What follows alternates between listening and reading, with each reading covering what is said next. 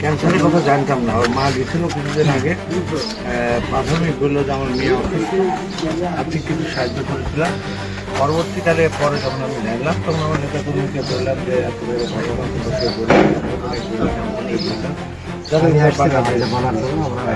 তারা নেতৃবৃন্দ তারা বলছে আজ সকালে আসার কথা 12টার সময় দেরি হলো, অফিসিয়াল কাজ করতে হয় শরীরটা। তবে মেয়েটার অবস্থা দেখলাম খুব দুঃখজনক।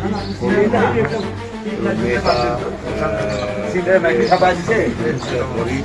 আরো আপসেট হয়ে গেছে যাওয়ার পরই।